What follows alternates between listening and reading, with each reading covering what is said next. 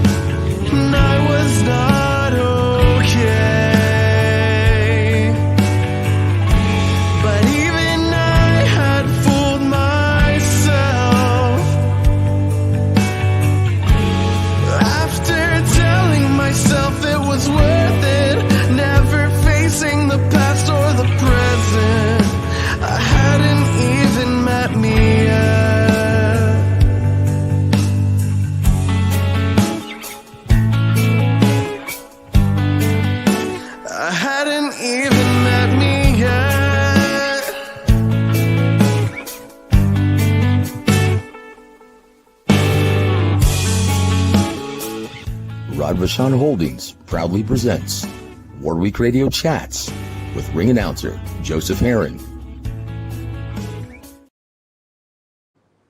Guys, happy Friday to all of you. I'll tell you what, guys, this wouldn't be a Friday night without some liquor, without some suds, without some prayer, and without a conversation with our dear friend, Adam, Mantequilla Lopez. Adam, how art thou today, sir? What's going on, guys? Let's talk some boxing right now. Oh, do we have to, man? Yeah. Oh, I'd rather talk about some more Selena stories, man. Talk about girls that got away. Let's talk about that. Oh, the ones that got away. No. I look. Yeah, I said too much about that anyway, man. I tell you what, guys. Look, we're gonna start things off, guys, by talking about the latest quotes from the used car salesman of the UK, Eddie Hearn. Right? Mm-hmm. Are you ready to hear some of that, brother? Let's go. Yeah. He says, this is so funny, man. And once again, if anyone still believes anything that comes out of this guy's mouth, well, dude, that's a special kind of stupid now, isn't it, Adam? Kind of. Well, I mean, think about this. He says this. Well, look, Crawford is not interested. We already know that because, and this he's talking about Boots Ennis. Uh-huh. Right? His man, Boots Ennis. Yeah. You know, the one who Brian Norman Jr. just turned down $1.5 to face. Oh, we'll get more into that also later. He says, well, look, Crawford knows how dangerous that fight is with Boots. He knows how dangerous Boots is, and he knows it won't pay the money the risk warrants just yet. Maybe in 6 to 12 months. That's the mega fight he needs. Okay. Crawford and Boots, a mega fight? To whom, Adam? it is a very good fight. I don't know about mega fight, but it's very good.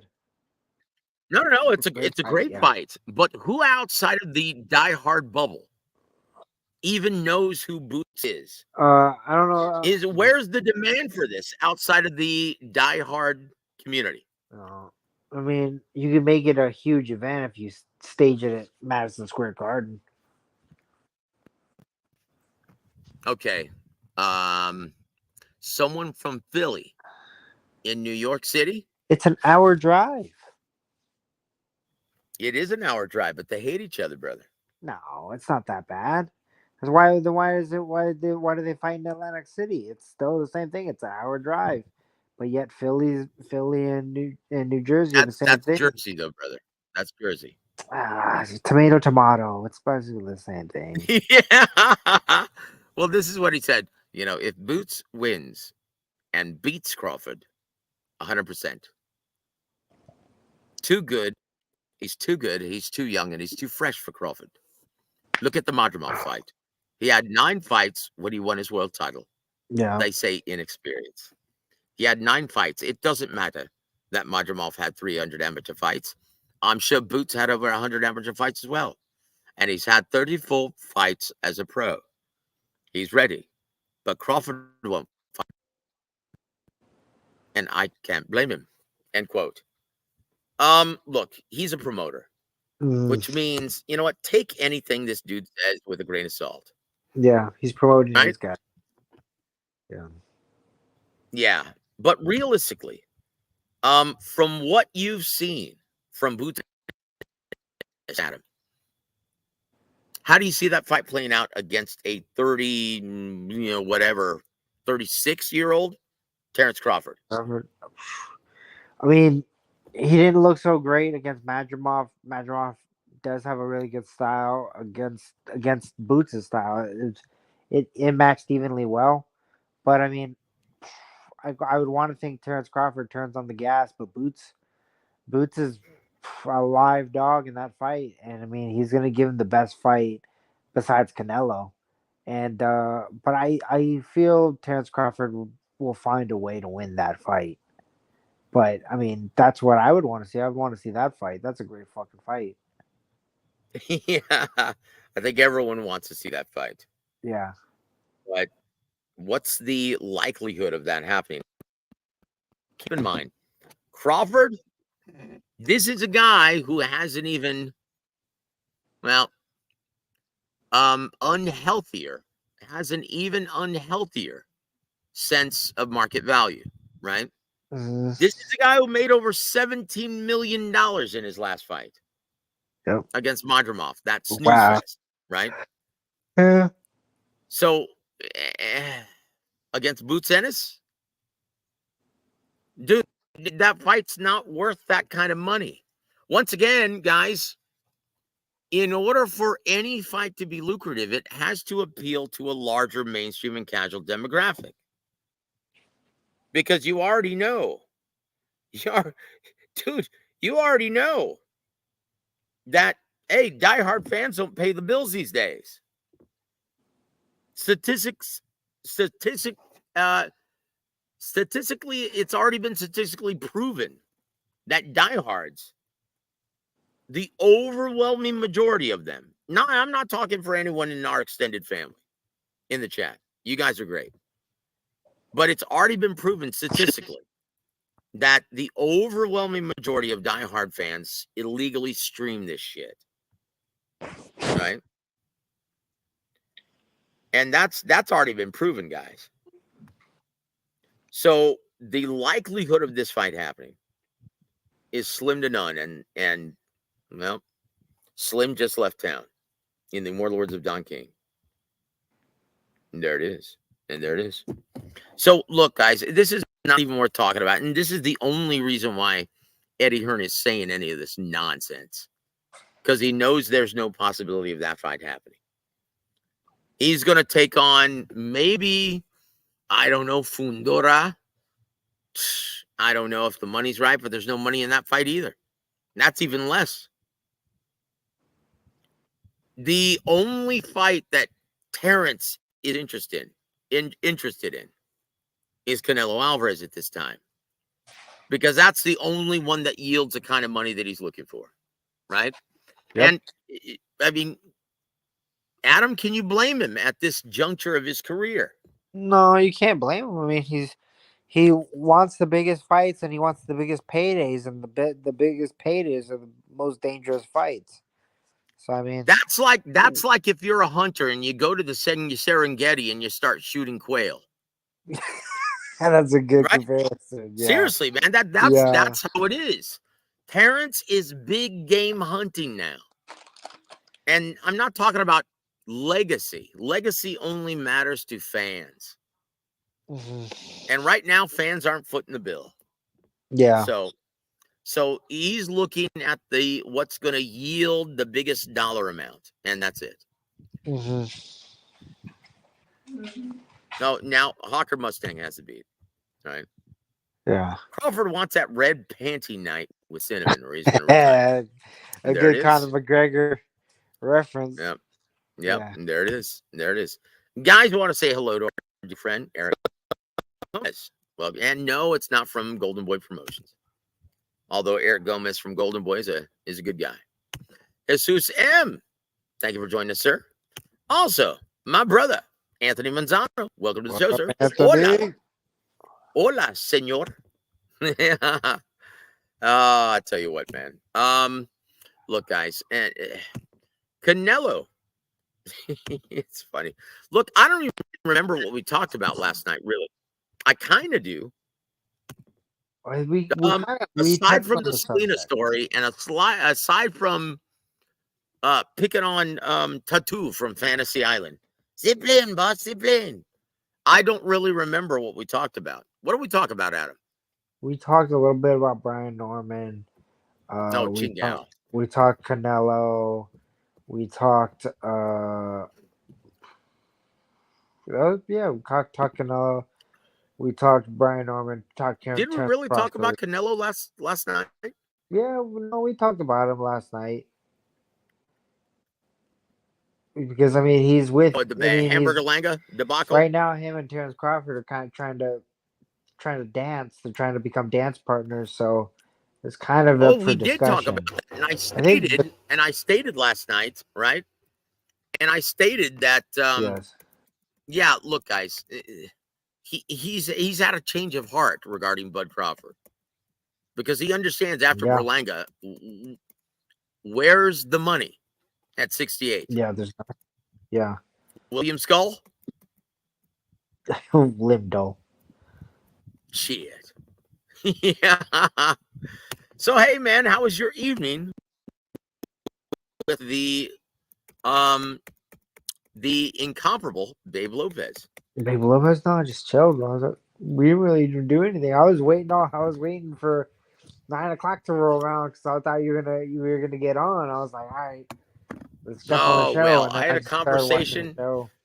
I was talking business, and then I well, Adam, you don't punch out from this business. Yes. You don't punch out. If you're in business for yourself, you'd never punch out. And this is a global industry.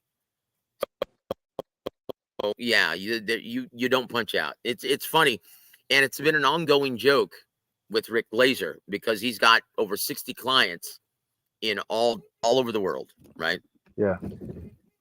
And so for the longest time, it was kind of a running joke that he never slept. And he kind of looks it, doesn't it? Yeah. Rick's a very handsome man. I don't know what you're talking about. Oh, okay. Good. And your money's in your check's in the mail, brother. But look, man, look, Norman Jr., like when you, and it's already been determined that he's going to defend his title against Derek somebody. I don't even know who that is. Yeah, I was waiting for the last name. I was like, oh wait, who's gonna fight? Derek. I don't remember. Derek somebody. And it's going to be on the undercard of Keyshawn Davis.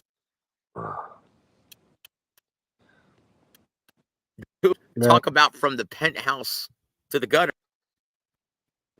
I don't know about the gutter, but I would say a one bedroom. I would say one bedroom. Oh shit.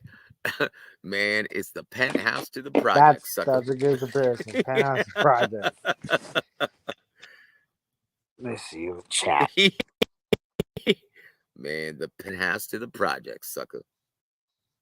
Yeah. Oh boy. I tell you what. Look. According to Matchroom Sports, and always take anything Eddie Hearn says with a grain of salt. Yes. But this is, from what I'm reading right now, is Jaron Boots Ennis. And look, he said that Brian Norman's dad stated that they were offered $1.7 million, and he wanted another $500,000 added to that. He wanted $2 million. putting it at 2.2 million. Oh my god. Now that's according to the Boxing Voice, right? Yes. When they were interviewing Brian Norman Sr. Yeah. Right. And here's why. Here's why. Because Top Rank, and they were like, hey man, Bob Arum was like, hey, let him fight on a Matchroom card. Because we get 25% off the top, industry standard. His contract states that if he fights on another promoter's fight card, then we automatically get 25% right off the top. So basically, I get That's why they wanted the additional 500. The additional 500 just to give to Bob, just so it doesn't cut out of their cut. I got it. That's right. Yeah. Kind of a smart move. Well, I mean, smart move. Close. How much is he going to earn fighting Derek? Whatchamacallit? Yeah, no, I'm not saying that. I'm saying like closed mouths don't get fed. Because what if Turkey goes, all right, I'll pay you. So I mean, you might as well ask. But I mean, I get. Oh, listen to this, dude. And Anthony, we'll get to all your comments, my friend. We love you, Anthony. Look, Clarity, welcome to the show, sir. He goes, I was just watching King of the Hill this evening. Nice to come here and continue enjoying voice team talent. Now, Bobby. No, look, I will say this, and I had to do this, and my brother Thomas, I love Thomas Driver, man. He's such a great guy. He goes, look, Joe, you have to do your Lupe Contreras. You know, I told Lupe that you did the best impression. I'm like, dude, why would you tell Lupe Contreras that I did his impression? No, man, because it's awesome. It's like spot on. And I'm like, Thomas, come on, dude, you don't do that, man. No, he'll get a kick out of it. And I'm like, That's a good Thomas Triber. Oh yeah, thanks, man. Really I'd never tried to do it before, but and dude, I will deny it if you tell him that I do his impression. Okay. Who, Thomas Triber? Thomas Triber. Yeah, I will deny it all day long. But so seeing that Lupe was on Overtime Boxing tonight on ATL Georgia. Right, on the zone. Congratulations, by the way, to Brandon Adams and Andreas Katsourakis, who are going to meet up in the finals next month, right? Or in a month and a half? Yeah. Right? In October? Yeah. So congratulations, but I had to do it. So I recorded my best Lupe Contreras impression. And most people don't know this, and I notice this shit because I'm a musician. Right. But have you noticed that Lupe Contreras always does a minor second musical term, minor second dip? Oh, hey, it's my cousin. Awesome. Wendy Alvarado. Hey, Wendy, how you doing, sister? Hey, she said, brother, you kick ass. Too bad you don't sing. Oh, that cuts deep, sister. Because I can sing my ass off. I don't know what you're talking about. Karaoke night tonight? Oh, just no Billy Joel, no Piano Man, right? I'll do the theme from Bosom Buddies, but no Piano Man. I'll do some Ozzy tonight. You want to do some Ozzy? I gotta go to bed. I gotta work in the morning. Oh, nombre, dude. Are you serious? So you just teased me with that. Yeah, I'm just trying to hype you up. I'm trying to make sure that. I'm trying to say, well, guys, I'm gonna be here all night. I'm gonna outlast Adam tonight. Yeah, Wendy, we love you, sister. God bless you. It's good to see you on here. But so Lupe, he does this weird kind of minor second dip, and I think he's the only ring announcer that I've ever heard that goes off key when he announces someone's name. And my favorite name that he used to announce, because he's the only ring announcer that I knew of that pronounce Nonito Donaire the way it should be pronounced, the Filipino way, right? Yeah. From General Santos City in the Philippines, the Filipino Flash, Nonito Donaire. And there it is. And there it is. That's good. Yeah. So that's my favorite impression that, or that's Thomas's favorite impression that I do. That and Andre the Giant. He likes the Andre the Giant one. Maybe there's a couple more, but I don't know. Hold on. Anthony says, Joe, do you know how to do spot on impressions of Jimmy Lennon Jr. and Bruce Buffer? Bruce Buffer? Oh, Chingao. Why would anyone want to do a spot on impression of Bruce Buffer, Adam? He's pretty good. Bruce Buffer of Buffer's UFC. Good. Yes, he's pretty good. Dude, he sounds like a geezer. Like you can't even, it's not even audible. You don't even understand what he's saying. Like when he's reading decisions sometimes. And now he sounds like he's gonna have a conniption, like he's about 85 years old, dude. But you know what he's going for is I forgot who the guy's name was, but I remember the fight that he did. He did in the 70s. San Antonio guy, Mike Ayala versus Danny Little Red Lopez. Oh, Have you my ever gosh. seen the announcer on that fight? The guy is having a seizure, and he just starts pointing at each guy in the corner. But it's one of the guy is into the whole announcing. He does it very well. But it's just like the visual of him seizure is terrible. Yeah. Dude, I gotta check that out now. I wish we could play it over the fucking. Oh, dude, hey, your request is my command, brother. What was the fight, Mike Ayala versus Danny Little Red Lopez. I'm sorry about the Max Headroom thing. Oh, Danny Little Red Lopez. Yeah. Holy shit, that's Don Charge. Danny Little Red Lopez. Yeah, it was dude, that was a bad dude right there. Danny Little Red. Yeah. Woo! Yeah. Yeah, let's pull this up, dude. Fucking Can you hear me okay? Am I you're kind of breaking up. I don't know what it is, but last night it was kind of the same thing too, and I'm right. Well, no, it's whenever I split pages. Oh, okay. For some reason, it gets choppy, like Max Headroom in the 80s, right? Max Headroom. So that was Ring Magazine's Fight of the Year. Yes. 1979. And Danny was just too big for Mike.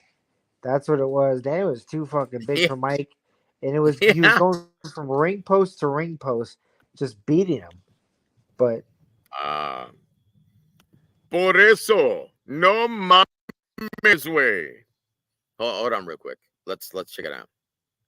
Okay, let's see this. Hold on. Let's go to the ring announcements. Hold on. All right, here we go. Ready? Yeah, go for it. Let's see if Adam is exaggerating. Hold on. Hold on. Here it comes. Yeah, you're right, man. You're not joking. It's not playing over the thing, but are you watching? There we go. Oh, hold on. Can you see it? Yeah. Holy shit. Dude, how about that suit? I know. Looks like Charles Nelson Riley from the match game. Fucking Tony Allen Sr. And I'd say he throws himself into it. Look at this. Mike, 125 and a half pounds. Here he is again, Bill Merritt. Introducing Lopez. Dude, he's got that Bob Barker microphone. Ladies and gentlemen, the featherweight champion of the world, Eddie. Oh my gosh, what a spaz. Fucking Holy stab. shit, you weren't joking, dude. Yeah, dude. The Avon Emmy Award for That's ring hilarious. Bill Merriman. But half Dude, that is hilarious. Dude, that is awesome. Team Batman, welcome to the show, sir. Also, my brother, Hawker Mustang, welcome to the show, sir. Bruce Buffer's trying to bring that energy to the fight. Well, he's trying. That's the operative word there, isn't it? I understand. Yeah, I understand. No! The moment it's time. Yeah. That's just terrible, man. The time just has come. Oh, Chingao. Yeah. The time has come for you to retire, brother. Chingao. That's dude, he's terrible. Look, if you're looking at R&B music, right? Yeah. I think I've stated this before. If, let's say, Michael Buffer is Tupac, then Bruce Buffer is mumble rap. I get that. I get that comparison. Yeah. I get that comparison. But can you imagine what's it? He's like, the time has come, right? That's his Oh, name? no, that's David Diamante.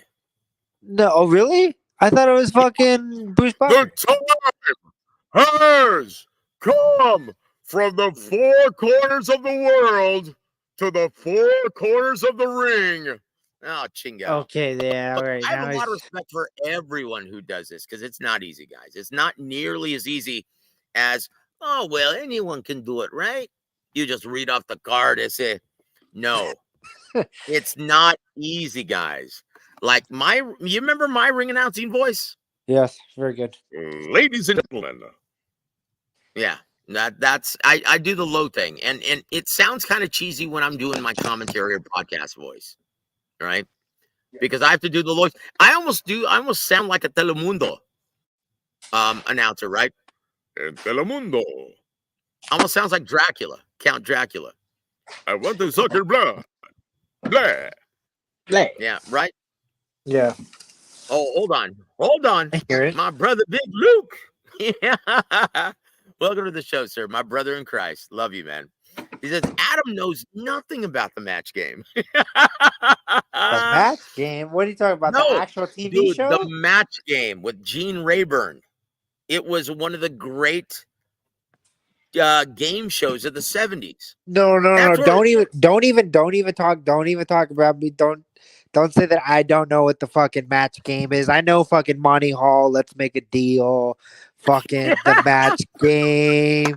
Fucking who's Richard Dawson? I know fucking I watch the fucking Game Show Network. See? So well, dude, see, Luke and I, we were alive and kicking when these shows were on regular CBS, ABC, and NBC, right? Yeah. And I think the match game was on CBS, right? But it's fun fact. You mentioned Richard Dawson. Come here, darling. He'd kiss all the girls, right? Family Feud. Yeah, like finger bang all the fucking let me stick my tongue down your throat. Yeah. Yeah. So he got famous from Hogan's Heroes, right? Yeah. Do you remember that TV show? Yes. Hogan's Heroes. So he was a guest and he got his start on the game show circuit from Match Game. Yeah, he was a regular on the Match Game. It was fucking, who was it? Phyllis Dillard, I think, was on Match Game a lot, or fucking Match Game was fucking Richard Dawson was on Match Game. There was another regular, like two or three regulars, and then Phyllis Dillard was one of the girls. Oh, Phyllis Dillard, yes, yeah, and Charles Nelson Riley, the gay guy, yes, yeah. Well, the guys, in the immortal words of Emmanuel Stewart, light in the loafers. Yeah, he was a little light in the loafers. Yeah. That's it. So yeah, Charles Nelson Riley, the guy with the lisp and the pipe and the flamboyant. Who was host of Match Game? Gene Rayburn. He had the long, skinny, almost like antenna-like microphone. Yeah, and basically everything was like sexually related. Yeah. Like big So blank.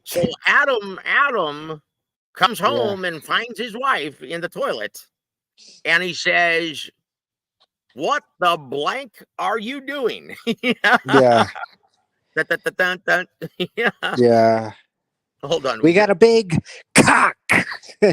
Let's see what you got. You got it. You got it. You got it. Dude, that Yeah. reminds me. We That's what they opened up did. for That's a all they band. did. We opened up for a band, and what were they called? The name of the oh man, what were they called? The name of the singer was Jesse James Dupree. What was the name of that band? I don't know. Hold on. No. The band. Hold on. Jackal was the name of the band. We actually opened up for Jackal in San Antonio, and they were hilarious, man. They made the lumberjack song, in which he brought out a huge like chainsaw. Really? I'm a lumberjack, baby. You don't remember that? No.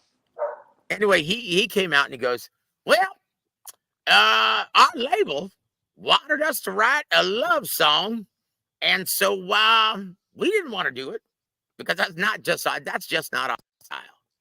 And so they forced us, and so I made this song, and it's called "I Love My Cock." You want to hear it? It's a play on words. It's about his pet rooster, and he's talking about he loves his cock. Is it fucking rooster?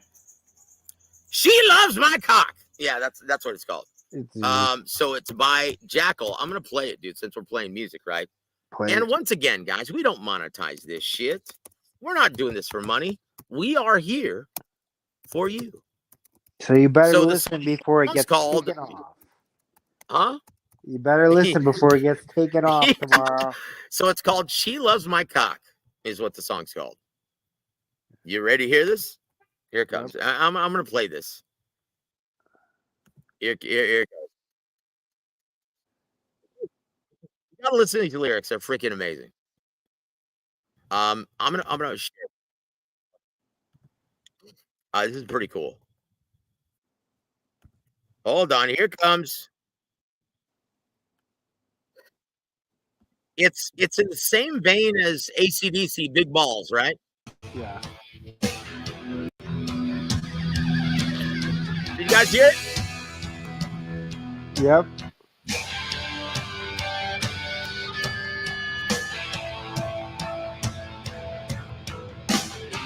Hey, Corray, brother Corray, how you doing, my friend?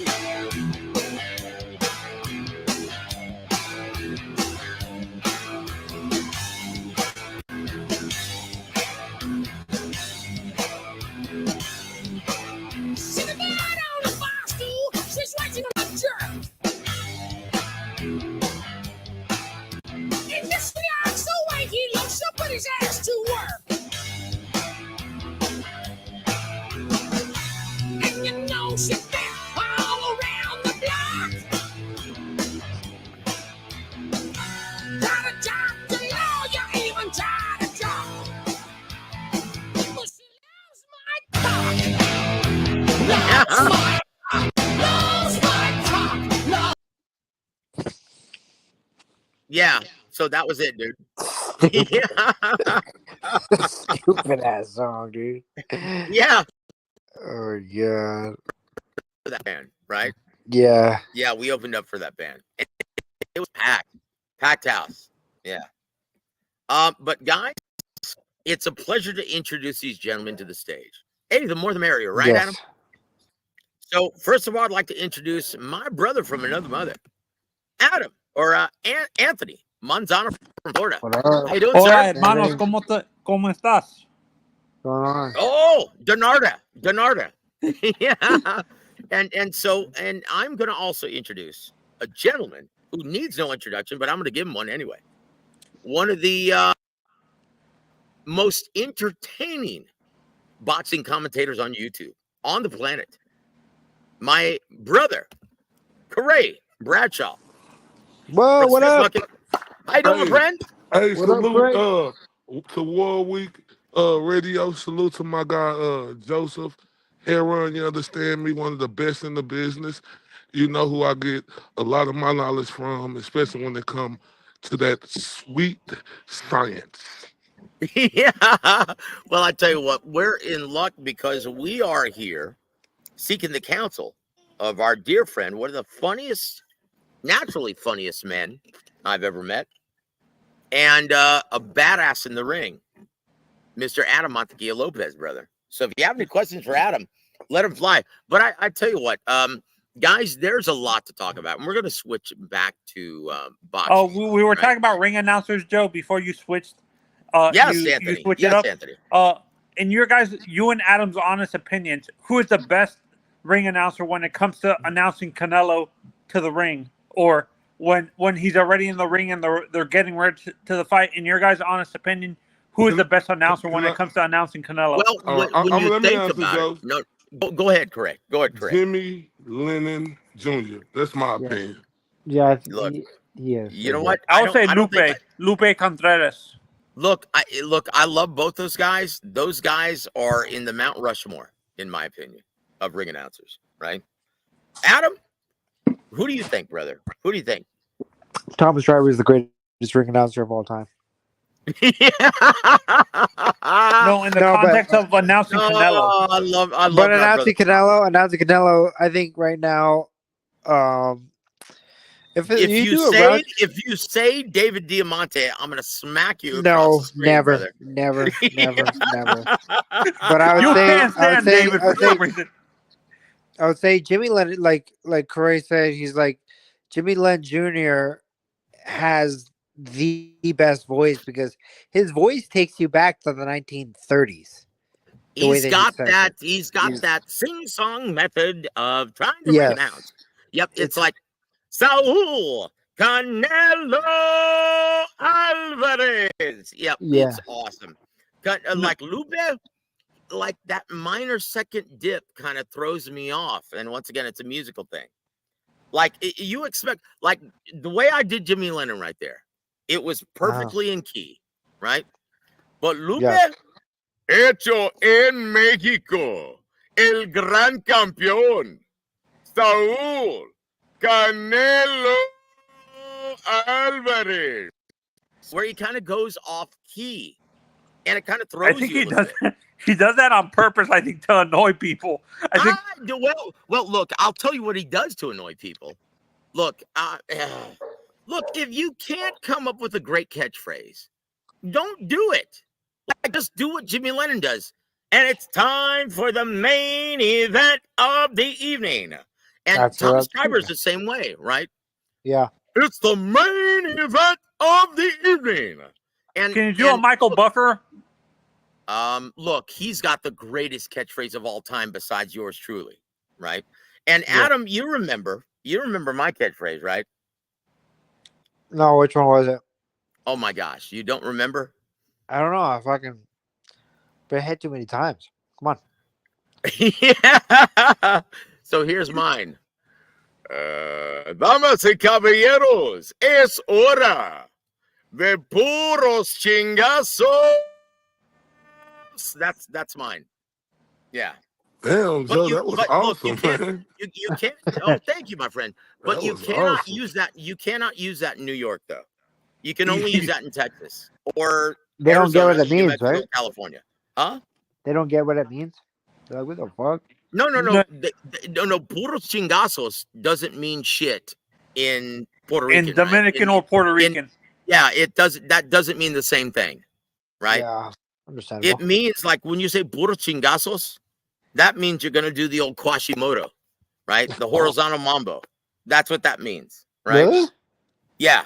But so if I say that, it's like, wait a minute. Are we watching UFC now? Are we watching two guys hump in the center of the ring? Is that what we're doing? No. Hey, Joseph. Yes, sir. Speaking of that, is it true that UFC is $20 million in the red for Mexican Independence Day trying to compete with Canelo? Is that true? or is that a Yep. false No. statement? or something? That's absolutely true. And once again, guys, look, it doesn't help when you have a fight card on Mexican Independence Day weekend, and then you have only one Mexican national buried in the undercard. Like really, that doesn't help. Guys, if you're going to stage a fight, unless you're Floyd Mayweather, and even he knew, hey, you know, I better have a good Mexican, you know, on the B side. He understood that. I better have someone with an Hispanic surname on the B side, or else, you know, we ain't gonna sell no pay-per-views. He knew that. He understood that. How many times outside of Zab Judah and Andre Berto did you see Floyd Mayweather have a non-Hispanic dance partner? Never. Not a lot. Yeah. Never. I named the only two guys. Oh, Shane I'm sorry, Mosley, one. Manny Pacquiao. My apologies. Manny Pacquiao, Shane Mosley. Oh, Shane Mosley. I forgot about him. But look, And- Manny Pacquiao was like Mexican. He was like your honorary Mexican. He was the Mexicutioner for a while. Oh, I remember that. Every time Like I hear he- you do Floyd's voice impression, Joe, I'm thinking of the guy who played who did what you forgot about Willis. I forgot. Oh my gosh, Arnold Jackson from Different Strokes. Yeah, every time I hear you do No, Floyd, that's dude. what I think of. Correct, isn't that sacrilege, brother? That's sacrilege right there, man. Come on now, dude.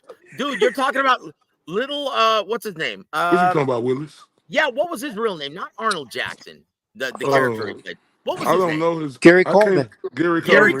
Coleman. Yes. Oh my gosh, Adam, you are an old soul, brother. How do you know who Gary Coleman is? Bro, match game, Gary Coleman. I know fucking everything. I brought up a show that you didn't bring up, Joe. Look. Laughing with Dick Rowan and Dan Martin. Dude, I used to love Laughing, dude. Laughing was one of my favorite shows as a kid. Also, one of my favorite shows that one of my heroes, Howard Cosell, used to host. Battle of the Network Stars on ABC. Do you remember Honestly, that, for guys? me, like I think someone said it. A network executive, a current network executive said it best. The reason why you don't see all shows like that anymore is because networks are too cheap to pay these people, like to get super popular stars onto these shows, like for a Battle of the Network Stars. You're never gonna see that again because these big movie stars are not gonna take a pay cut to get on these Dude, shows. are you kidding me? Have you seen how many A-listers now do all streaming series now? Dude, that's a thing of the past. Now, once again, I would love to see these, but these bunch of snowflakes would never compete. They'd all want honorable mention ribbons, What? right? Dude, Corey, what was your favorite game show when you were a kid?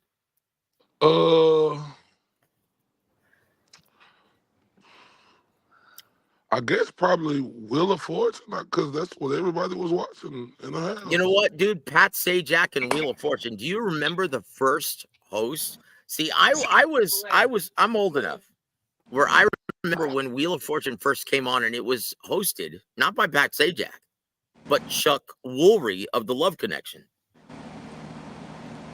Oh, I've always assumed Pat was the original host. Oh, No, I it was forgot Chuck about. Woolery. Yeah. Joseph. What about that dude who said, "Come on down"? Oh, The dude, Price is Right. that's the Bob Price is Barker. right. Price is Right. Bob Barker. Bob You know Barker. what? Price is Right. Yeah. Price is Right was awesome with Bob Barker. And does anyone even watch it anymore with Drew Carey? Not really. No, dude. No, dude. Drew Carey sucks ass, dude. Look, I feel bad and I feel kind of bad for Drew because he has to live up to the legacy of a guy like Bob, to be honest. Like, I love Bob Barker. And Price is Right. Yes, thank you for bringing that up, correct? Because Hey, Joseph. that will always be one of my favorite game shows of all time. Go ahead, sir. Another thing, speaking of the UFC thing being 20 million in the red, uh, Oh, yep. like you know what's amazing to me is you know I'm really not too fond of this guy in Turkey Al Sheikh, right? I'm not fond of him at all. I don't think he'll be in boxing in Well, let's 2026. talk about this. Why, brother? Why? Tell That's tell what me I why. said. But And because once again, I'm not saying that I agree with you or not agree with you well, just yet. the reason why I don't like his approach, right? Um, your approach, the way you came to Canelo and put it on a public forum like that, and then you talk to Canelo and you tell the world you're trying to get Terrence Crawford a big fight, like he's even on a Canelo Alvarez level.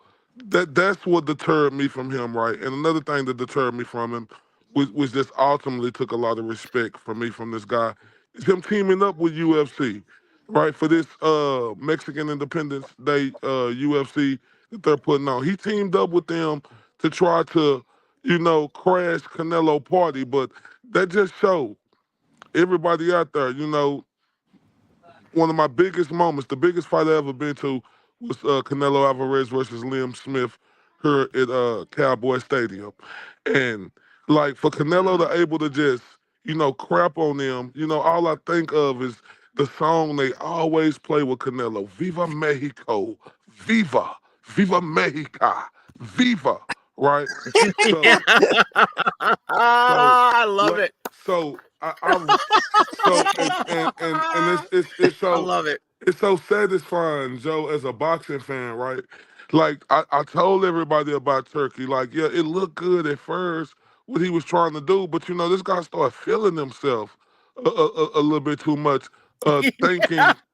thinking that he know the sport of boxing when he's really just a fan, with a lot of gold chitlings from Saudi Arabia, who can make a little things happen, right?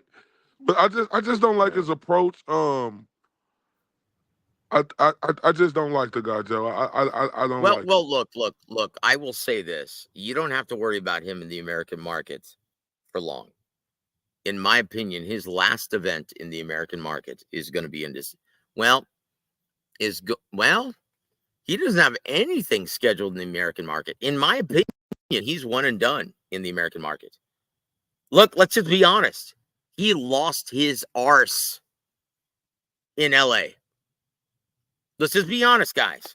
When you add up that guaranteed purse amount for all fighters involved, that was probably about 30 million rock right there. Because Terrence Crawford took about 17 million of that. Yes, I said it. Terrence Crawford made over $16 million against Israel Madrimov. And then when you add the additional purses to that, that's over $30 million. Then he gives a vehicle away. Then he hires Eminem to play for 15 minutes. And then he gives away 4,000 tickets to the celebrities in California. How much do you think he actually made? And once again, Rick Glazer was on our show last night. And I love Rick. But he is in bed right now with Terrence Crawford and Bomac. They share one of the same, similar, an attorney, right? Rick is doing business with one of their attorneys. So he's been compromised. He's not going to give you accurate numbers. I'll give you my guy from Foxtel, right? Who works at Fox. The numbers that he told me were 70,000 purchases domestically. Oh wow, And yeah, 70,000. and yep, and Kevin Iole stated, "Oh, he lost. According to my sources, he lost an estimated 10 million. He lost more than that, brother. In my opinion, and it's just my opinion, but in my opinion, Turkey Al Sheikh is one and done in the American market. And He's speaking of, gonna. So after this, he's gonna focus all of. Now, here's an indication as to how that show did. Right? What is the event coming up in Saudi with Arthur Beterbiev and Dmitry Bivol. The co-main event, which is who's his opponent? Look Shakur at now Stevenson once versus again, let me yeah, exactly. Joe Cordina Yeah. from Britain, yeah, right? So, yeah. and then you've got Jayo Bataya, right? From Down Under versus Jack Massey. Then Fabio Wardley versus Fraser Clark. Then Chris Eubank Jr. versus Camille Zaramera. Then Sky Nicholson versus Raven Chapman. Then Ben Whitaker versus Liam Cameron. What is the common denominator, guys? All British. Is he catering? Now, this is going to be offered via pay-per-view in the U.S. market, but look at the common denominator, guys. What demographic and what region is he targeting with this pay-per-view? Fucking Not the U.S. all the goddamn Brits. All the goddamn redcoats. Yep. Why do you think that is? Because because that's what the Saud. I mean, the Saudis. I mean, it appeals to the fucking UK. Plus, nobody in the fucking US is gonna watch that either way. Do you And think that's a why good do you card, think Joe? that, It's a fucking shit Well, card. look in like for UK fans, it's a great card. Yeah, they're gonna have so many fucking Commonwealth belts up for grabs at that card. It's gonna be Dude. insane. Hey, look, lad, I want a Commonwealth belt. Yeah. And Joey, Joe, let's get a pint. Let's get a pint. Yeah, Joe, what's yeah, his look, name? Jabatea. How you say his name? Jabba the Hutt. Jai Opataya. Jake, Not Jabba the Hutt, Adam. said, Come on now. I was impressed with him, but in his last couple of fights, Joseph, I don't know if I thought he was who I thought he was. What's your thoughts on him?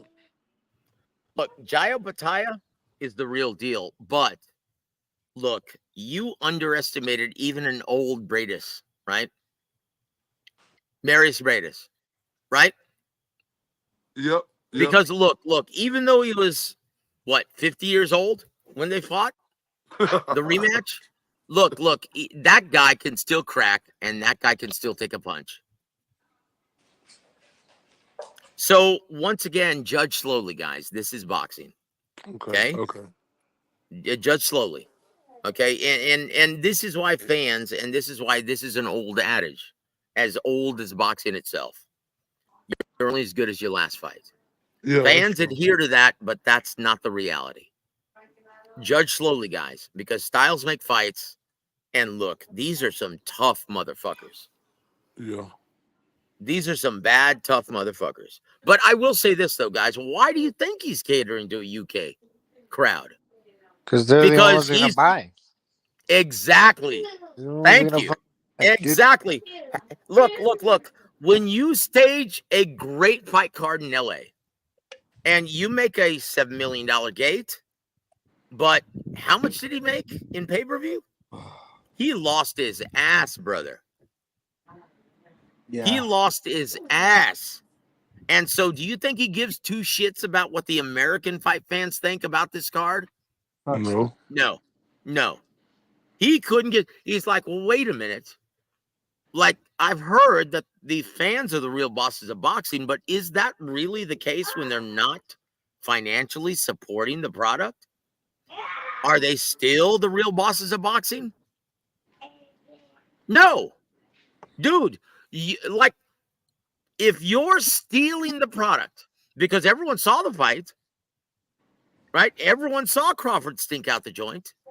Everyone saw Rayo Valenzuela pitch a shutout and fight a perfect fight that night. Everyone saw that. Beautiful. But how many paid for it? Nobody. And so when is the last time if you've seen a business give a customer survey to a shoplifter? When is the last time you've seen that, Corey? I haven't. It's been a while. Nope. And then once again, are you still a customer if you're stealing the product? Yeah, no, you're not. Exactly. So Turkey Al Sheik is going to give you the one gun salute if you complain about this. Hey, if you're not paying for it, you take what you get. You take what you get, and you better say thank you. Yeah. Because if you don't, he's going to tell you, hey, he's going to give you the Canelo response in San Antonio. Hey, mira, get the fuck out of here. He's Get gonna, the fuck. He's going to tell you that. yeah, he's gonna give you the Allah Akbar. The Allah Akbar. Holy shit. Dude, that is awesome. I love that, Adam. Yeah. So he done. So he done in America, Joe. I think he's done in America, yes. Another thing, Joe. It was disappointing for me to see this, but I wanted your aspects on it. I think that was a terrible move for Shakur Stevenson to sign with Matchroom. What's your thoughts on that, sir? I'm sorry, whom? Shakur Stevenson to sign with Matchroom. What's your thoughts on that? Look, I remember the last time I visited your awesome show, Corey. And guys, if you haven't already, please go subscribe to my brother Corey Bradshaw, Mr. 214, Mr. IOTBA. Please go subscribe. Thank you very much. And please go subscribe to the Spit Bucket as well. Support IOTBA. So the last time I was on your awesome show, I told you, because he was just signing Boots Ennis. And I said, look, other than Bob Arum, I don't think anyone likes working with Eddie Hearn in Matchroom Sport. The only reason why Frank Warren is working with him is because of Turkey Al Sheik. That's it. And because Turkey Al Sheik, Daniel Kinahan, is the only reason why Frank Warren is working with Eddie in that situation is because who's the lead promoter? Who's the voice of Riyadh season, guys? That's my brother Thomas Triber, right? Yeah. That's my brother Thomas Triber, right? Who does he work for? Who signs his checks? It's Frank Warren. He's a Queensberry guy. Okay, Queensberry gets the nod when it comes to Turkey Al Sheik. And why? Why is he always the lead promoter, Frank, and not Eddie? Eddie was the lead promoter in America. And you know what? Eddie lost so much money for Turkey Al Sheik. So why does Frank always get these assignments? MTK Global. Daniel Kinahan. Did I say that out loud over the air? I was only supposed to be thinking it. You're talking about the drug dealer? Mm-hmm. Say, Joe, that was a bad move for them to leave. Guys, and look, do you want to know the connection of Joseph Parker, Daniel Kinahan? Why are they giving him so many opportunities, Joseph Parker? Why have they resurrected his career? Look at all the heavyweights. Why are they giving that preferential treatment to Joseph Parker? You think it's just because he's friends with Tyson Fury? Guys, Google Magic. Google Magic. Look up Joseph Parker drugs. Is this Look kind up of like a look up Joseph Parker meth. Elaborate on that, Joe. No, I'd rather not. He's insinuating that it's like a Michael Nunn situation. Huh? You're insinuating it's like a Michael Nunn situation. Correct? I don't know what you're talking about, bro. Stop it. Yeah, look. All I can say is this. Once again, Google Magic, guys. Google Magic. Google Joseph Parker meth. Yeah. Right? Michael J. Fox, Michael Nunn. Oh, dude. Dude, are you really bringing that up today? Are you really bringing that up today? It's the same thing. I got in so much trouble. No. Well, kind of. But I was hammered beyond belief. And I can't believe how stupid I am. And what a lack of judgment I am. Well, look, the cat's out of the bag now. Now that Corey's in the show, I'll remind everyone what I said. Yeah. Michael's second to none. And guess what? It was confirmed. After that event on Saturday night, right? Last Saturday night. Dude, what a fun event that was, by the way. Fucking Right? great. Yeah, great That card. was awesome, right? So after that, my brother Rob, my aspiring young light heavyweight, right? Great guy. He did he was on the commentary team, and he was the unofficial ringside scorer, and he nailed all of them, even the upsets. Amazing. But we all went out to eat with Thomas Schreiber and Joel Elizondo, judge, right? Yes. And Joel Elizondo is very dear friends with Michael second to none. And he confirmed it. And I told Thomas Schreiber because he wasn't aware of that story. So I retold that story at IHOP in all of its glory. And I said, dude, you haven't heard of this?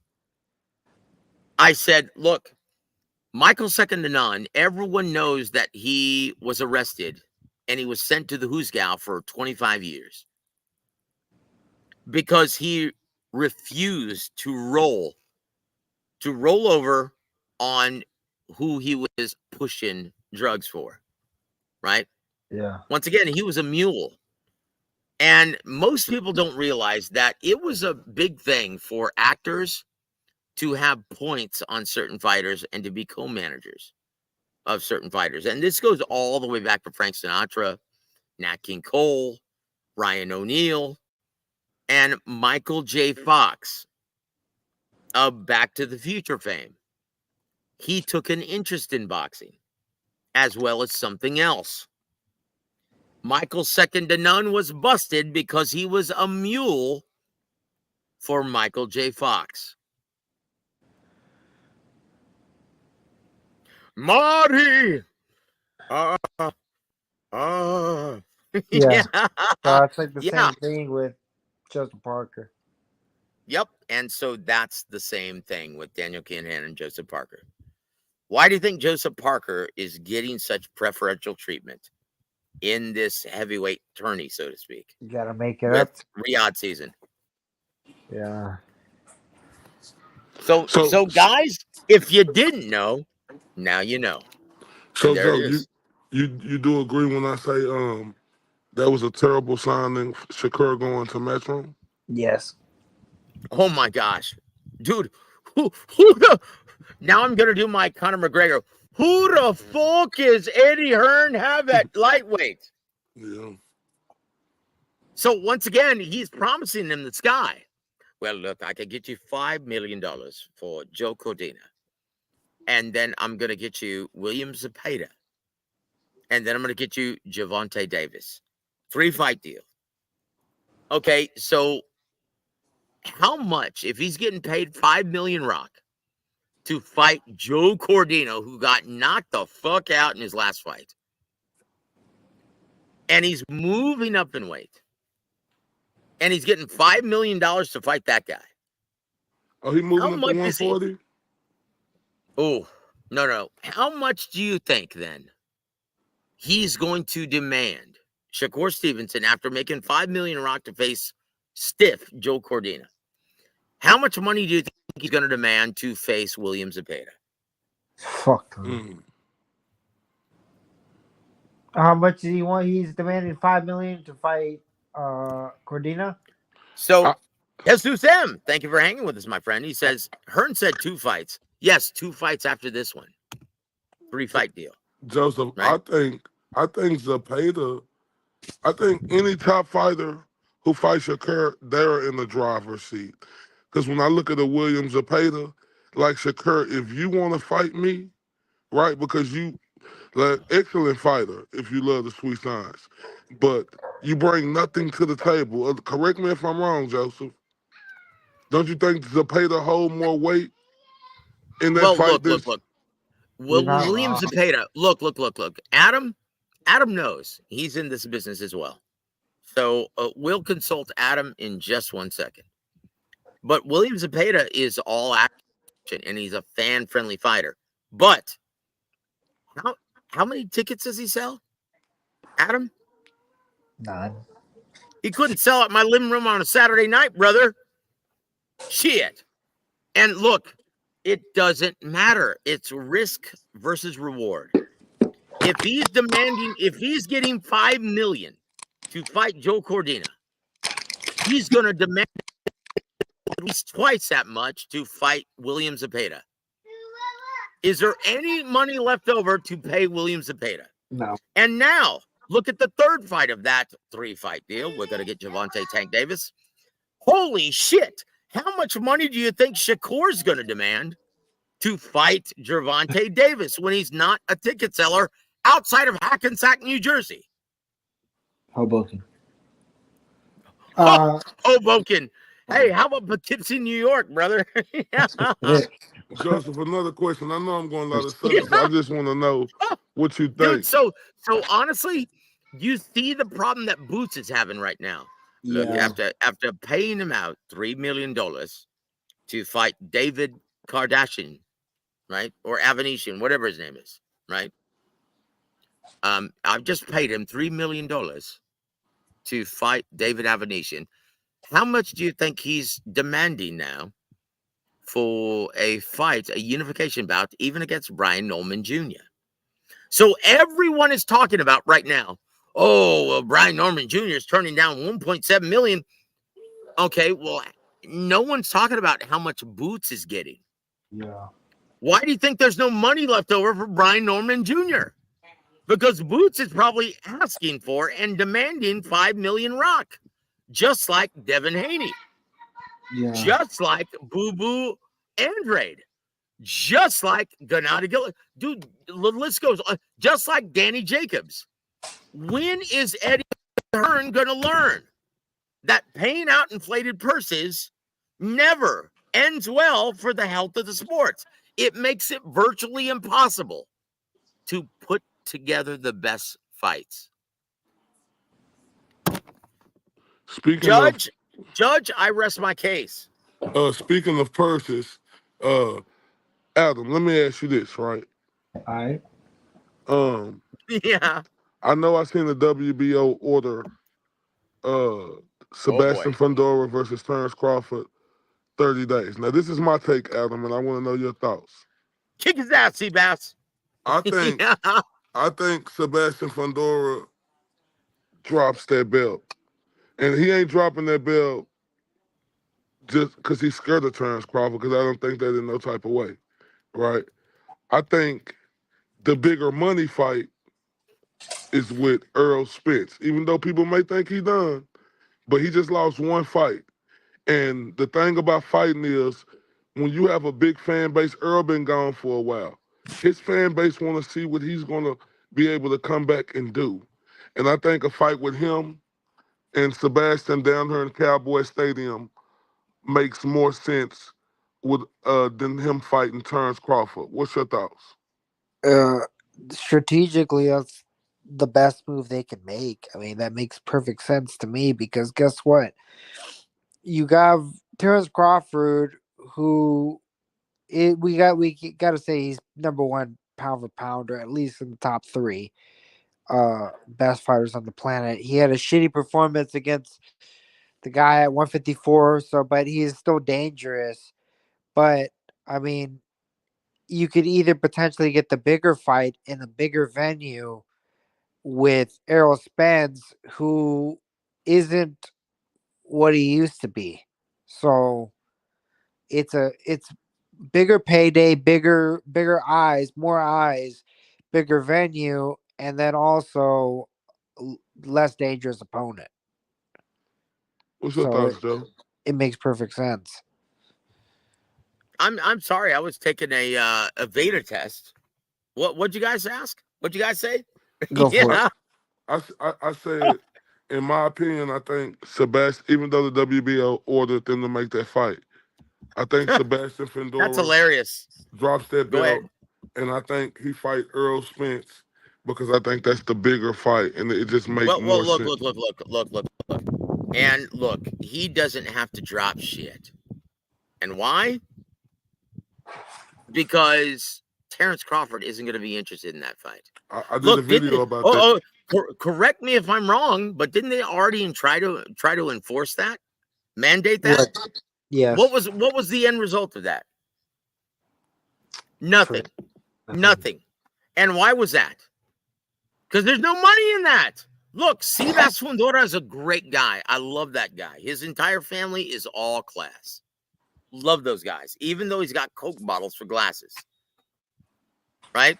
And look, if anyone wondered, why does Sivas Fundora, he's got that height and reach advantage. Why doesn't he use it? Well, because he can't see past 3 feet. Unless he's wearing those Coke bottles, he cannot see past 3 feet. That's why he always fights in the pocket. Mm. Man, why You guys didn't know that, did you? Why didn't you I just get a didn't. fucking lid the RPK done? The fucking eye test. I don't know. Maybe it's that against it. Well, I don't know. Maybe it's against his religion.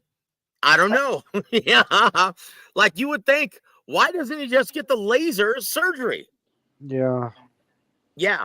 But he loves those Coke bottles. Have you ever seen, Adam, Sivas Fundora outside of the ring without those Coke bottles on?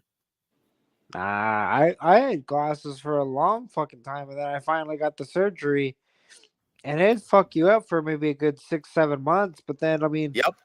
his fights are so goddamn rough that fucking he needs to take a year off in between fights. Yeah.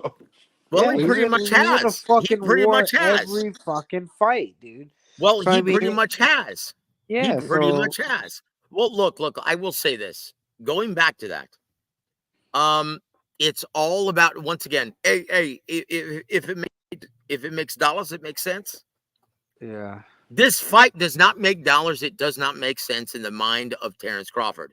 You can mandate shit all you want. What did Canelo just say about that? Do you remember?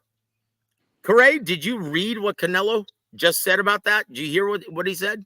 No. Mira, mandates, they don't mean shit. They really don't. Right? He knows. He knows. And so Sebastian Fundora, they can slam the gavel down and, oh, we're ordering this fight. You know what, Paco Vercel? You can order whatever the hell you want.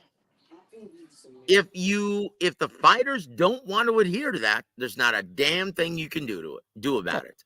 Yeah, that's how the sanctioning bodies make their money. It doesn't fucking with the fighter. The fighter makes them the money, so fucking they're gonna appease the fighter whatever they can do. So Jake Paul gets a belt. How did that work out for Mauricio Suleiman when he slammed the gavel down and ordered Sandor Martin versus Devin Haney? How'd that work out? They were just like, and correct me if I'm wrong, Terrence Crawford is making a whole hell of a lot more than Devin Haney. Yeah. There's only one fight that Terrence Crawford wants from this point forward. After making 70 million rock against Izzy Madrimov, do you really think PBC is going to want to pay that kind of purse for someone that is a free agent? No. Look, so if Seabass is smart, which he is, he's got a good family and he's got very good advisory and a very good advisory group around him. And he's not like Frank Martin. He actually listens. Right? Did I just say that out loud? Oh, shit. So, look, Sivas Fundora, all he has to do is just hold on to that title. Terrence Crawford is going to turn this down once again, and he can fight whomever the fuck he wants. Timmy Zoo, Errol Spence, whomever. It doesn't matter because Terrence Crawford is not going to be in that equation. Hey, Case Joseph, closed. Tell me if I'm reaching right. I love it, Corey. Come on, bring it, brother. Tell me if I'm reaching. At 140, at the 140-pound division, I got my guy from across the pond, and Jack Catterall as the best 140. Tell me if I'm reaching on that, Joe. Well, look, if you're, it depends. Look, Adam knows styles make fights, and that determines everything in this business. So if you're talking about someone like Jose Ramirez against Jack Catterall, sure, no problem. If you're talking about someone who's not an effective aggressor, like Devin Haney versus Jack Catterall, Jack Catterall's going to whoop his ass. If you're talking about someone like Regis Prograis, who's not only a non-ticket seller, but he's got lead in his feet and he can't take the lead if his life depended on it. like honestly, Adam, and once again, we love us some Regis. Again, he's Bobby Benton's guy, and he's Houston, Texas.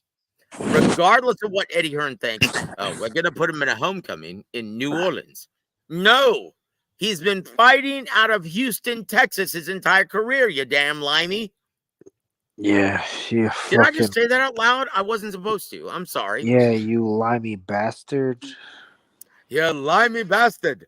No, look, so in my opinion, Jack Catterall is great against certain fighters, and he is absolute dog shit against certain fighters.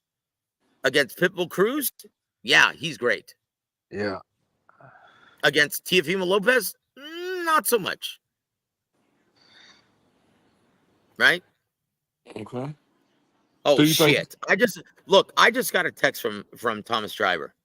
See, this is what kind of dude he is. He's a great guy. I love Thomas. He goes, let me read this to you guys. And this is real time, right? He goes, Raul Marquez is loving your Lupe Contreras impression. Oh, shit. Chingao. Shout out to Raul Marquez. Dude, Yep, yeah, fucking shout love out to Raul. Raul. What a great guy Raul is, man. He is, bro. He is a great guy. Yeah, man. And you know what? He is a protege of James Gogi. Yep. Oh, wow. Need I say more? Need I say more? So Joe. at the 96 Olympics, right? Raul Marquez was part of that Olympic team. Who was right there with 92 not Olympics. only Lawrence Clave, but He was- Raul Marquez? Who was right there as part of one of the coaches of the Olympic team? He's 92 Olympics, though. Oh, 92? Okay, well, Yeah. then he was two. 92 and 96. That's right. He was the same year as Oscar, wasn't he? Yeah. Barcelona. That's right. Barcelona, Spain. So Gogi was USA Boxing, part of the Olympic team on two Olympics, 92 and 96. And you know what's hilarious? I still get to this day. Hey, well, what fighters has James Gogi trained if he's so good? Dude, he was part of the two best Olympic teams in American history.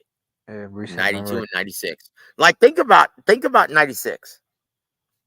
Felix, or I'm sorry, Fernando Vargas. David Reed, Fernando Vargas. Floyd Mayweather Jr. Antonio Tarver. Antonio Tarver. Yeah. Come on, keep going. Keep going. Yeah. Okay. And then you got 92. And then you've got 92. You got Raul Marquez. Raul Marquez. Austin. Yep. Yeah. And then Oscar De La Hoya. Oscar Come De La on now. Hoya. Oh, 96, you also had David Diaz. David Diaz. Oh my gosh. Yeah, David Diaz. Fuck, I'm trying to think of the lighter weights. You fucking No. Let me look it up. Let me look it up. Alberto It was, something. Hold on. Olympic. Now, when you compare that to this year's, right? Bro, you don't know anybody on the fucking Olympics. There's no like standout amateur, and which is sad. Dude, it makes I knew Adam was gonna go off. It makes fucking USA Boxing look like dog shit. And you know what the thing about it is? It's all a money grab. These days. It's a money grab for USA Boxing, dude. I know. So we won on the 96 Olympics. We won 1 gold, 5 bronze. Right? That's it. Yeah. From USA in 96. But look at all the badasses that came out of that year, right? Hold on. Let's see. Let me get the entire list. Hey, that Joe, was in Atlanta. before you do that, because Yes, sir. I do have to part ways, but I just want to ask you and Adam one more question, right? Because I do feel it in Anything, brother. Anything, my friend. mind, my body, my spirit is telling me, Adam, tell me if I'm wrong. Tell me if I'm reaching on this Adam Lopez. Please tell me, sir. I love it. I got Daniel Dubois knocking out Anthony Joshua. Am I wrong, Adam? Oh boy. That's a tough one. I You're like being nice, Adam. I You're like the being reach. nice. I like the reach and the confidence, but no, I think Joshua right now is he's not in he might be in a renaissance, Oh, okay. but Okay. I Hold on. mean Just I don't feel because we're Daniel talking Dubois. about UK. Because we're talking about UK boxing, I'm gonna have to give you my Ricky Hatton impression, right? Here it comes. Ready? How we doing, love? It's time for Goga's mythical matchups, and no, I'm not making a comeback. Oh, you can't afford me, can you? That was actually me, guys. Woo! Am I That's my reaching, Joe? I'm reaching. Yes, You could yes, you you're are. gonna reach it. No, Look, and look, Yeah. let look, me look, hold up, Joe. Before you give me your statement, let me tell you why. Because I really look at Daniel the Dubois. floor. Hold on. The floor is yours, correct?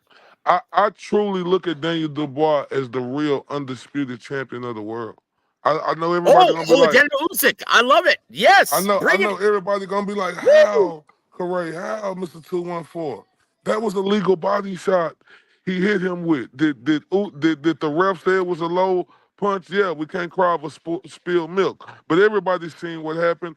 Usyk went down because he got hit with a murderous body shot from Daniel Dubois, right? And they gave him time. Usyk was able to come back and be the victor, but we know that Daniel Dubois is the true undisputed. And I'm telling you like this. Ever since he got that dude, what is that new dude name in his corner? Uh, Oh, you're talking about Chisora's trainer. what's his name? Ooh, what does he look like? Yeah, White guy? Chisora's trainer. I can't, but anyway, No, it's Don Charles. Don Charles, yeah. Don Charles. This dude has Yep, got mean. Like, did y'all see the sit down today? Like, yep. they dropped it today. I'm telling y'all, Daniel Dubois is going to, like, who do Anthony Joshua think he is? Right? Like, God. Hey, You know what? Hey, you know what? Corey, you're cooking, brother. Cooking with yeah, like, gas. who do, Keep going, my friend. I love it. yeah, who do Anthony Joshua think he is? Anthony Joshua, let me holler at you, mate. Right? This is the sport. This is the sport of boxing, sir. Oh my god. This is not the sport of feelings. Talking about don't talk to me like that. Daniel Dubois looking at him like, who you think you intimidate me? You don't intimidate me. Can you hear me, Dude, Joe? keep going, Yeah, Yes. please. you You're on a don't roll, man. intimidate me. Hold up. My bad, y'all. Dude, Can y'all don't hear cut me? it off now. Yeah. That was awesome. Yes, No. Somebody loudly keep and trying to clearly. call me. Somebody keep trying to call me, but like, who do Anthony Joshua think he is? Like, he always do this. He always try to make himself seem like he's the good guy. When this guy, he always talk trash, but then when somebody else talk trash back to him, he want to get up and try to be physical. Now, Anthony Joshua, I see why you were an adolescent.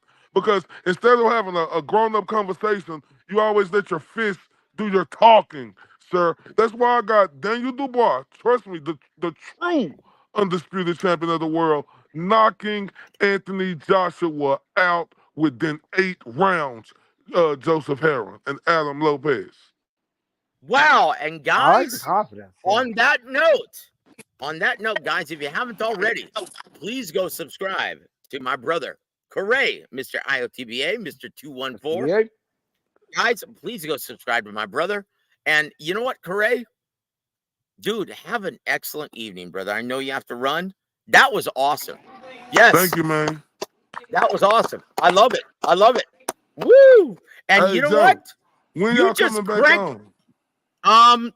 We're coming back on. I'm gonna be on tomorrow for the Diego Pacheco fight. What time? 8:00. Okay. Our time. Our time. Somebody gonna be on there with you? It's gonna be me and possibly, well, I'm not gonna say. But Oh, I'm okay. not gonna be alone. Well, I'll be I in the don't I chat, don't man. I don't know what Adam has scheduled, but I'll drop the link in case you want to join us for a bit. No. And there it is. There was Corey Bradshaw, guys. Hey, Mr. IOTBA. Letters. Look, I'll say this. I'm now excited for that event. I'm buying in. Yeah, Brother, he kind of sold us, right? yeah, dude, I'm buying into that now. Look, Anthony Joshua, this is the same guy who locked himself into a secluded area, put himself in what is it called? The Shawshank Redemption? What is it called? The isolation. Dude, he put himself there. Why? The guy he hasn't been mentally fit since getting knocked the fuck out by Andy Ruiz. Yes, I said it. And Daniel Dubois, look, by hook or by crook, Daniel Dubois using that bulbous cranium of his. I like it. Hey, I'm sold. I think Daniel Dubois has a good chance of pulling off the upset. Let's take a look at Vegas odds for this one, shall we? Yeah. Oh shit! Like honestly, dude, I'm excited for this now. Is that gonna Like, make 17 bet of the week? Oh shit! Oh, gee, we'll come to that in December. But I will say this, guys, our brother Corey Bradshaw Might be onto something. just cranked this event up to first class, in my opinion, because Anthony Joshua, he's in the immortal words of Christmas Story, he's fragile, right? This isn't Francis Ngannou he's fighting. True. This is a guy who had to. Oh, look at this. Look at this.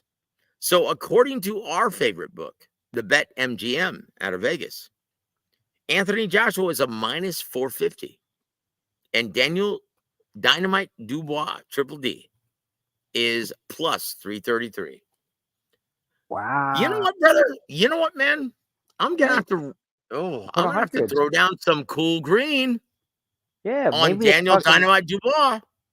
Do fucking nice parlay. Fucking pick 2 fucking winners that you know are gonna fucking win, and then fucking throw in fucking Daniel Dubois for $20. You can win fucking a shit ton.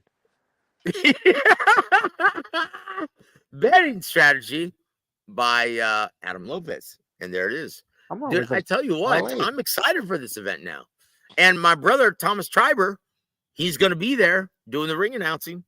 And I'll tell you what, man, this is honestly, I'm excited now. I'm excited.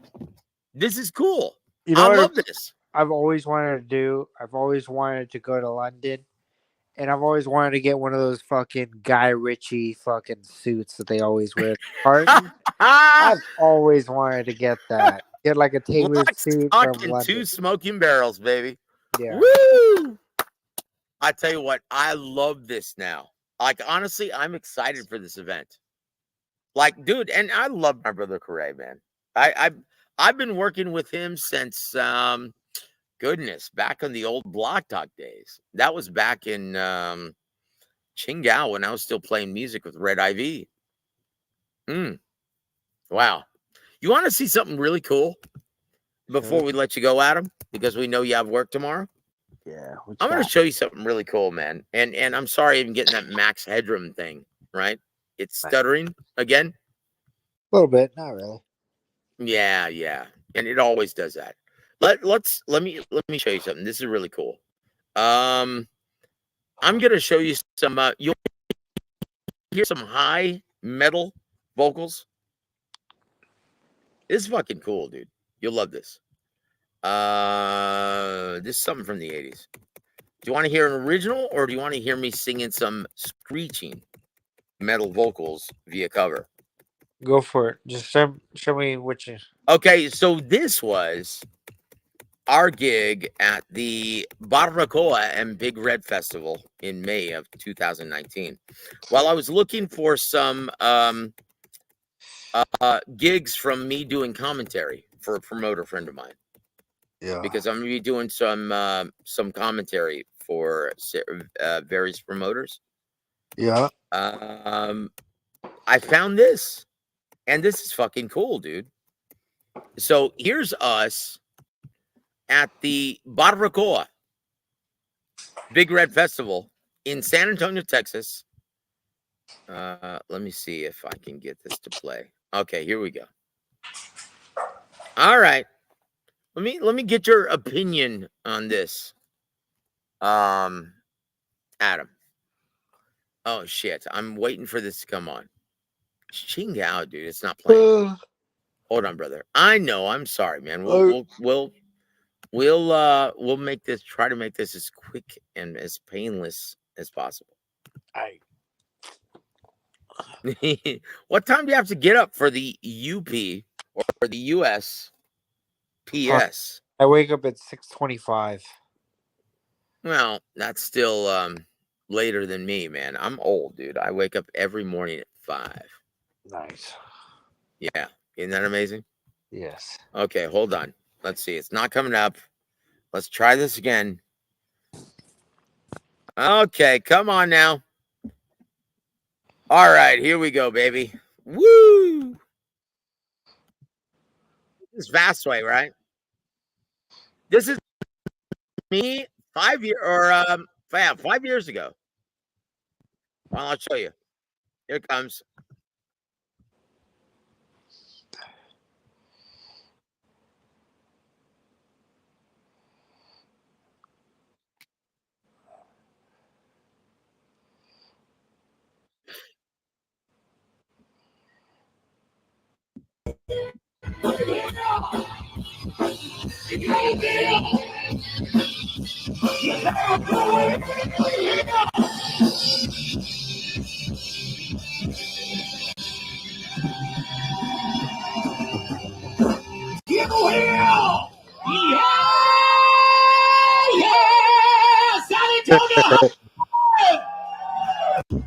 Dude, who's that guy right there with the long hair? Some scorpions? Yeah.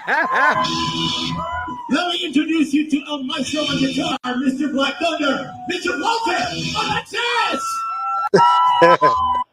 I have no idea who that guy is. Yeah.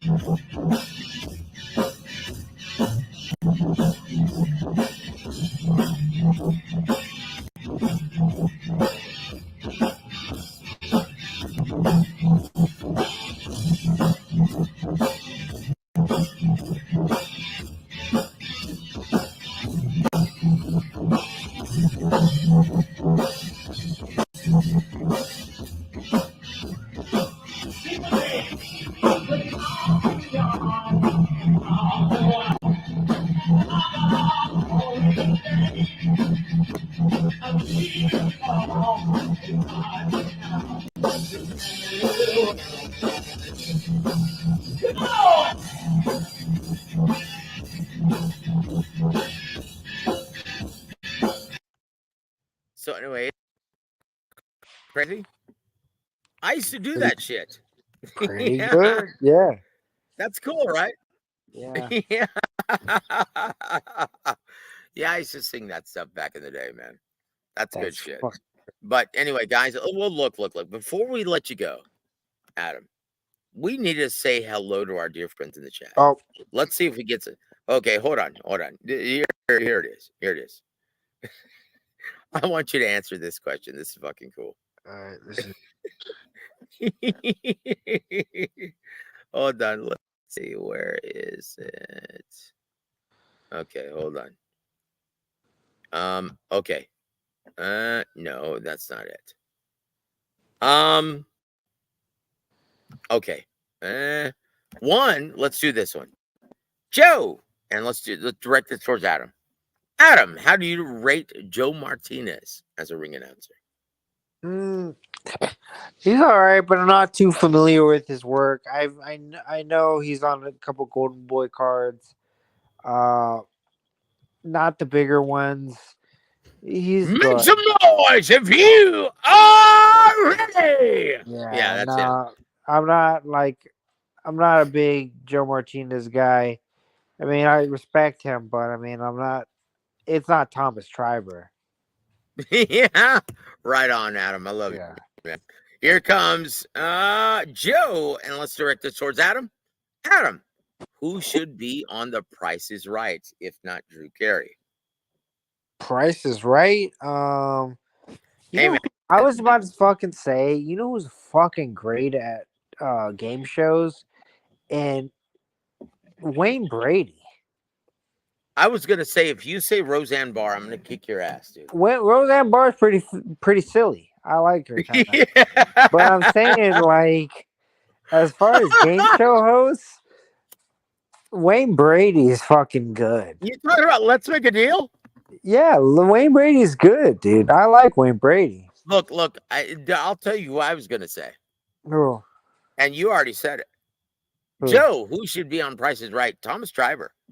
Oh, Dude, in my opinion, that's a done deal right there. I tune in.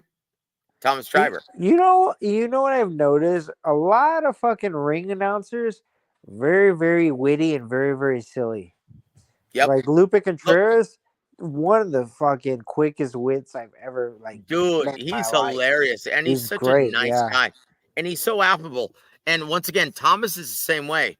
And guys, if you didn't hear my interview with Thomas Driver, right, go check it out. It's Yeah. awesome. And look, and Thomas, I keep telling him, I'm like, dude, you should be an ambassador for Queensberry Riyadh season. No, you know what, Joe?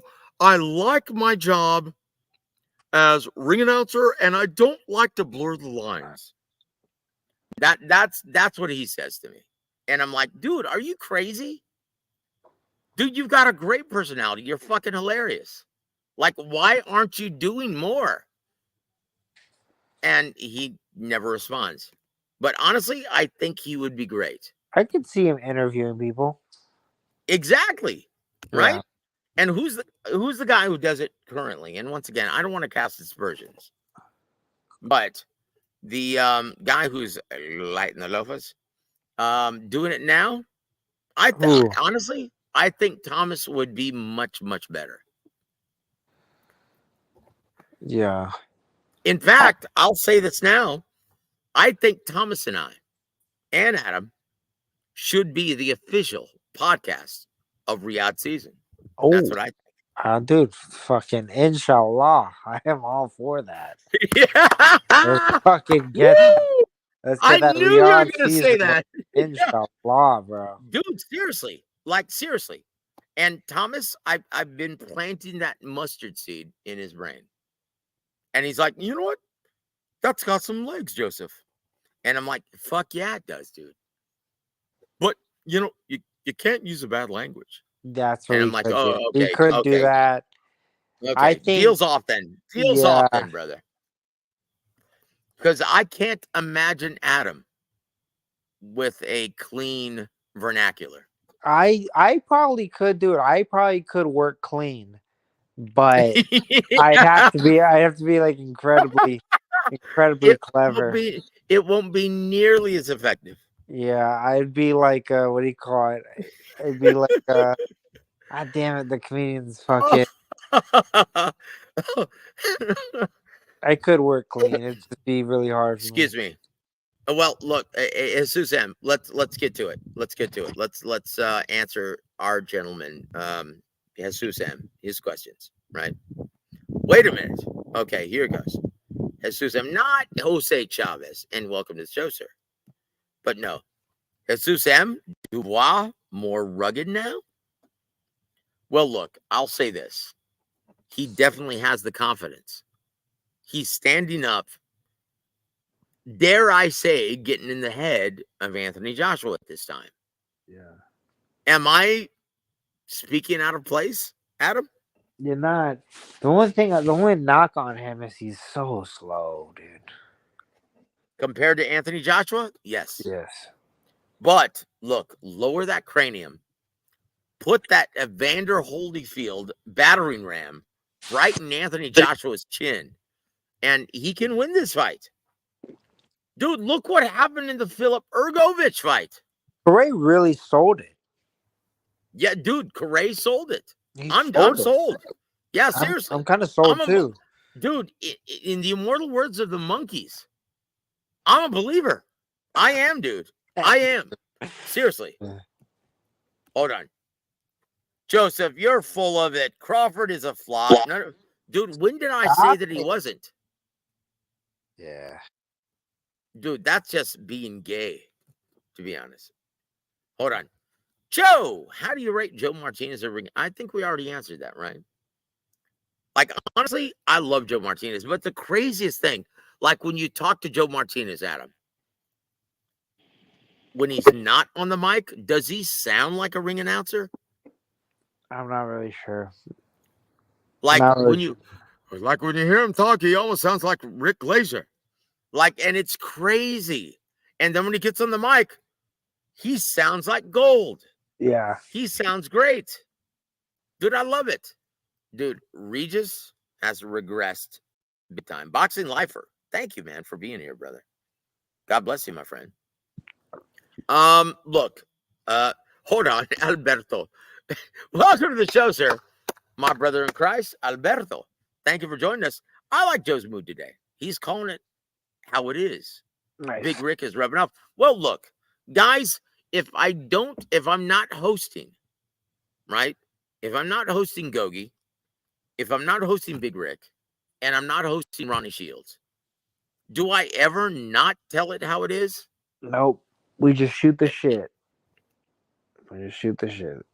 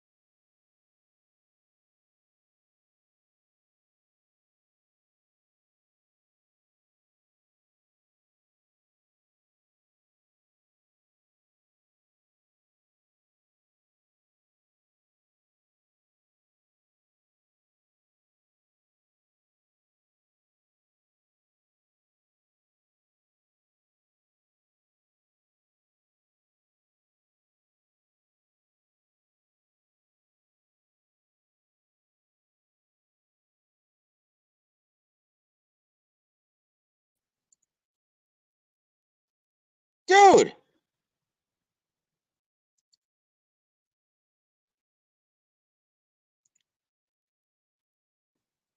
Oh, shit. Hello. Oh, God dang it.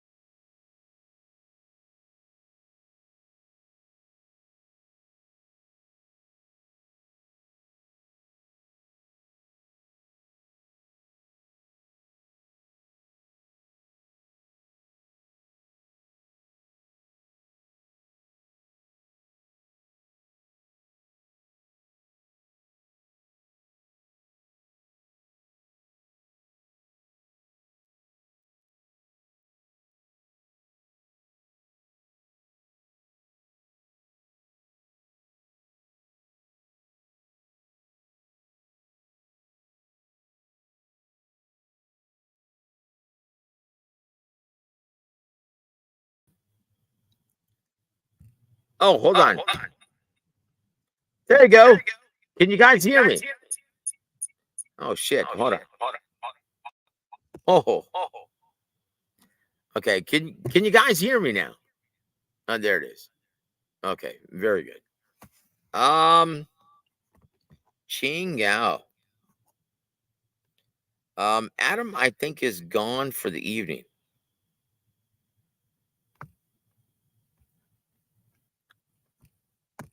Hold on. I'm getting texts.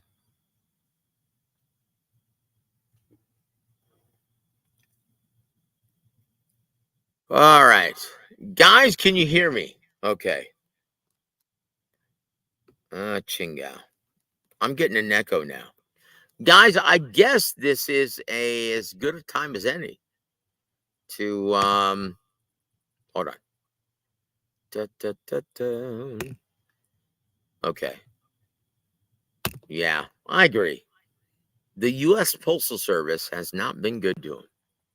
In fact, okay, very good. Thank you, Alberto. I appreciate it, my friend. Guys, look, I'm gonna play you one thing. Okay. We've already been on for almost 2 hours. And can I say that we're done with boxing right now? Because I'm gonna play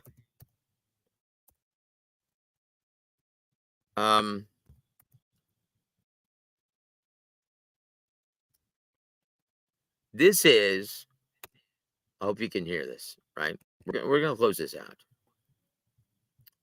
With let's do, well, look, let maybe save this for another day, right? Guys, we're gonna be back on tomorrow evening for the Matchroom card with Diego Pacheco. Okay, guys. So on behalf of the incomparable Adam Lopez, Rodney, Hot Rod, how you doing, my friend? Long time no see. He says, is 1.7 million a good offer to fight Boots in backyard? Knowing after paying the promoter sanctioning fee, taxes, Norman won't even take $1 million home? Well, I'm sorry. Who is Brian Norman Jr.? Who is he? Look, guys, he's not a big ticket seller. I know he's a champion. He's not a big ticket seller. That's by far his biggest payday to date. And he's going to make more even with all of the deductions, so to speak. Even with all the deductions. Top rank taking 25% right off the top. He's still going to make more than he ever has. This is a problem in boxing, guys. You know what? These guys need to start learning their realistic market value. And that's the reality, guys. That's the reality. But, guys, we're going to talk more about this tomorrow night because it looks like, yeah, my computer's run down. Adam is basically asleep. And let's just face it, I'm getting hungry, man, at that time of the night. So, guys, Hot Rod, thank you for joining us late. We appreciate you being here, my friend. And everyone in the chat, we love you, man. You guys are our extended family. Thank you for being here. God bless all of you guys. And we will see you tomorrow night. It's already 12. Alberto, it is always a pleasure, my friend. Always a pleasure, brother. And thank you, my friend. God bless you, brother. And look, let me tell you, Alberto, you know as well as I do, tomorrow night, just to give you a preview, I'm going to have several prophetic messages from the Holy Spirit tomorrow. Okay? And it's going to be very enlightening, and we're going to have a great time. It's going to be a lot of fun. So, Alberto, continue to walk in spirit, my friend. And always keep your eyes focused on the Holy Spirit and Jesus Christ. God bless all of you guys. And, yeah, we've got a lot to discuss tomorrow night. God bless all of you guys. Have a safe and wonderful weekend, and we'll see you tomorrow night for the Matchroom Show. God bless all of you guys, and thank you for supporting Warweek Boxing.